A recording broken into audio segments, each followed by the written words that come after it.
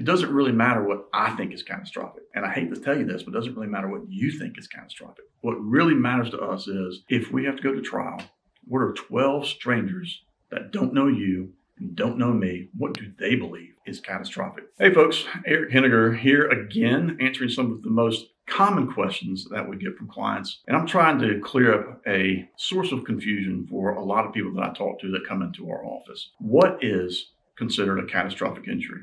So let's talk about that a little bit. I want to unpack it with you. A lot of people, you will not be surprised, believe that what they have suffered is a catastrophic injury. And it's really not. And I want to take a small break here and say, I want to make sure that you understand that I'm not saying what you suffered is irrelevant or not a big deal. Believe me, I don't want to be in a car wreck. I don't want to be the victim of medical negligence. I don't want to be in a nursing home and have a really bad pressure ulcer on my bottom. But there's a difference between what is really inconvenient and unpleasant versus catastrophic. So I'm going to use two cases that are currently almost finished in this office to kind of demonstrate the difference. One client had a significant car wreck, flipped her car 2 or 3 times, bad injuries, went to the hospital, was there for 3 or 4 days, had surgery on her back. She's going to end up being fine.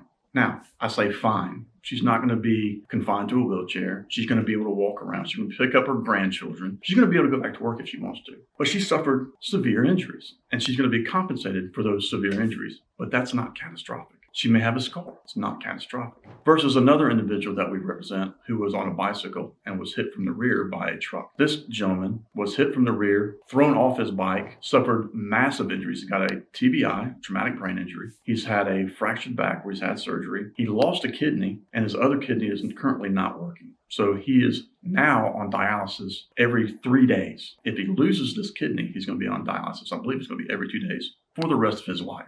So similar incidents, significant wreck, both in the hospital for a number of days, both had surgery. But the difference between the gentleman who was hurt is this is something that is going to impact the rest of his life. So those are really the things that we look at as being catastrophic. And I want to stop here and say this also. It doesn't really matter what I think is catastrophic. And I hate to tell you this, but it doesn't really matter what you think is catastrophic. What really matters to us is if we have to go to trial, what are 12 strangers that don't know you and don't know me, what do they believe is catastrophic? So how I frame things or how I'm able to frame things, is this life altering? Is it something that's going to be having to be dealt with for the rest of that individual's life? Those things are catastrophic. And I believe the jury verdicts or the results that we've seen in Alabama for the past 20 years back up our beliefs in what is catastrophic. So hope this helps you a little bit. There is a difference between catastrophic and very, very severe injuries, certainly in the eyes of the lawyer, certainly in the eyes of the insurance company and the jury that's going to be hearing this case most likely. So I hope that helps you understand what we're looking at and what we consider to be catastrophic.